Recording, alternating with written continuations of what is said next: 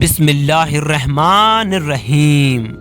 فاتح مصر حضرت عمرو بن عاص رضی اللہ تعالیٰ عنہ ایک مرتبہ قریش کے بعض لوگوں کے ساتھ باگرج تجارت بیت المقدس کی جانب گئے۔ اتفاق سے انہی دنوں اسکندریہ کا ایک رومی راہب زیارت کی غرض سے وہاں آیا ہوا تھا اور بیت المقدس کے گرد پہاڑوں میں پھر رہا تھا۔ حضرت عمرو بن عاص بھی اپنے ساتھیوں سمیت یہاں اپنے اونٹ چرا رہے تھے۔ وہ راہب اس وقت پہاڑوں میں شدت پیاس سے جا بلب ہو رہا تھا۔ عمرو بن عاص رضی اللہ تعالیٰ عنہ نے اپنے مسکجی سے اسے پانی پلایا اور وہ اپنی پیاس بجھا کر ایک درخت کے سائے میں سو گیا۔ اسی اثنا میں اس کے قریب ایک سوراخ میں سے ایک زہریلا سانپ نکلا اور اس راہب کی طرف چلا۔ حضرت عمرو بن عاص رضی اللہ تعالیٰ عنہ کی اس پر نظر پڑ گئی اور آپ نے تیر کے نشانے سے اسے ہلاک کر دیا۔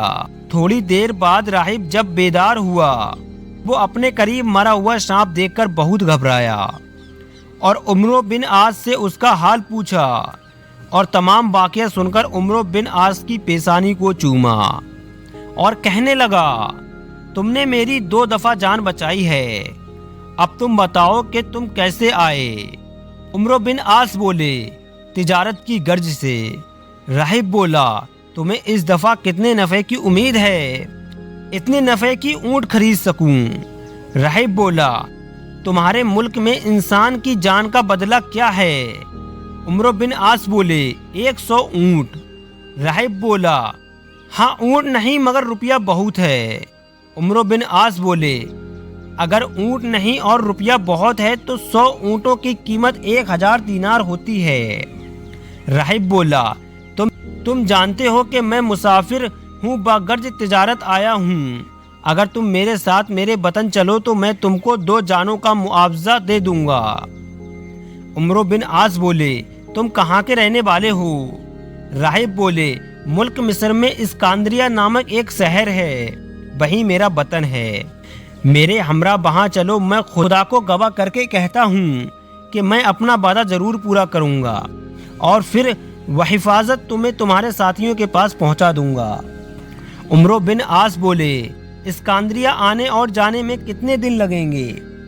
راہب بولا، 10 دن جانے کے، 10 دن آنے کے اور 10 دن وہاں ٹھہرنے کے۔ عمرو بن عاص بولا، ایک رفیق کے ساتھ راہب کے ہمراہ مصر کی جانب روانہ ہو گئے۔ مصر کے علاقے میں داخل ہوئے تو وہاں کی چہل پہل اور آباد کی کثرت اور لوگوں کا تنبل دیکھ کر پکار اٹھے کہ واقعی میں نے مصر جیسا خوبصورت اور متنبل ملک کبھی نہیں دیکھا۔ حضرت عمرو بن عاص جس دن اسکندریہ پہنچے، اتفاقاً اس روز وہاں ایک بہت بڑی عید تھی جس میں سردار رؤسا اور شرفا سب جمع ہوا کرتے تھے اور اسی دن سونے کا ایک مرصوع گیند اچھالا جاتا تھا اور جب لوگ اسے اپنی آستینوں میں لینا چاہتے تھے، قدیم زمانے سے یہ عقیدہ چلا آ رہا تھا کہ جس کی آستین میں وہ گیند چلا جائے وہ اپنی عمر میں ایک دفعہ مصر کا بادشاہ ضرور ہوگا۔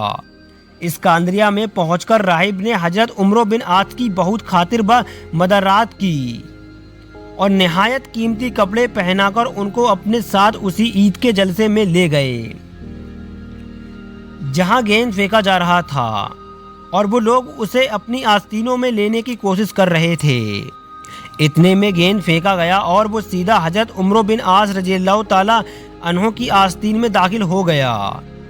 اس پر تمام لوگ حیران رہ گئے۔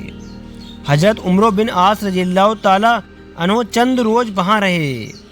راہب نے وعدہ پورا کیا اور آپ واپس چلے آئے۔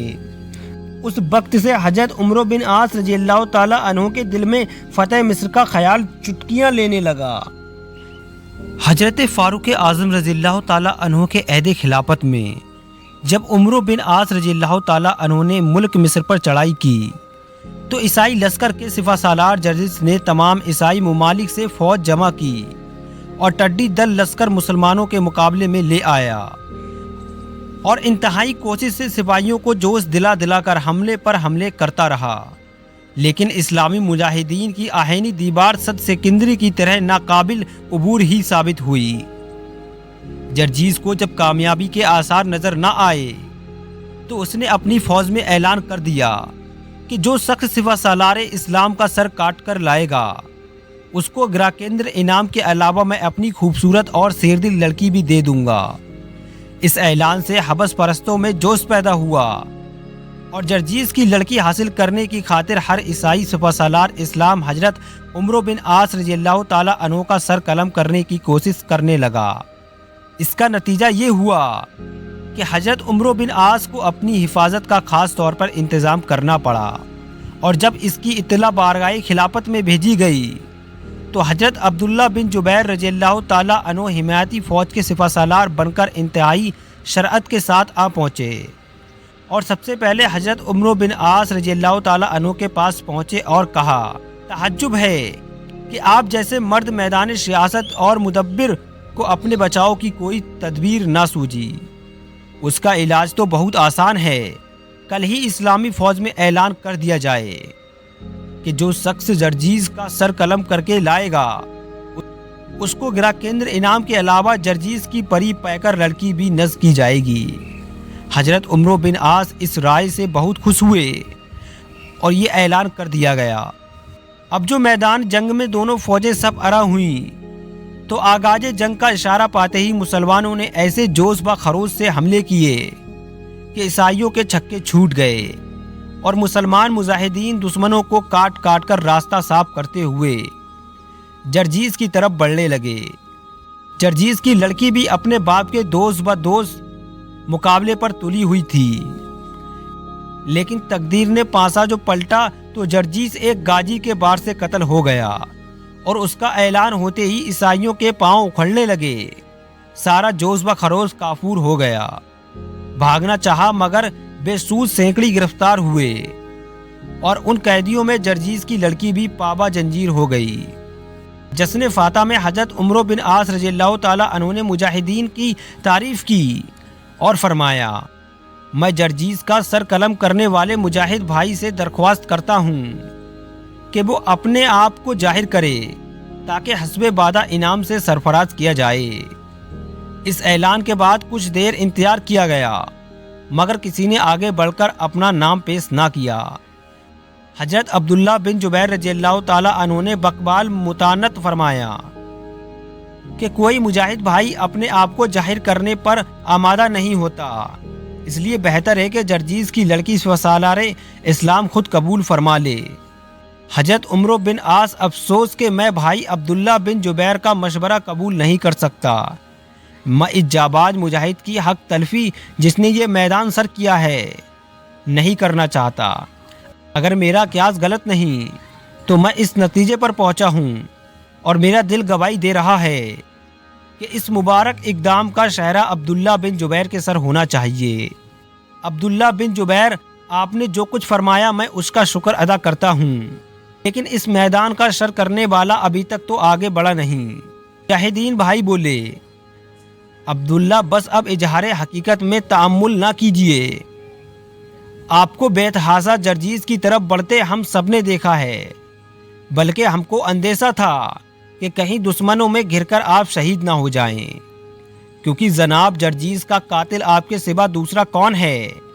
حضرت عبداللہ بولے، اللہ تعالیٰ خوب جانتا ہے، شہرت با انعام کا لالچ میں نہیں بلکہ اپنا فرض سمجھ کر میں نے یہ خدمت انجام دی ہے۔ اگر سب بزرگوں کی یہی خواہش ہے تو میں اپنا سر تسلیم کرتا ہوں۔ چنانچہ جرجیز کی لڑکی کا آئین اسلامی کے مطابق حضرت عبداللہ بن جبیر رضی اللہ تعالیٰ عنہ سے عقد کر دیا گیا، اور مجاہدین نے جوش مسرت میں دگنا ادا کیا، اور بارگاہ خلافت میں اس عظیم کارنامے کی اطلاع دے دی گئی۔ تاریخ اسلام صفحہ 224۔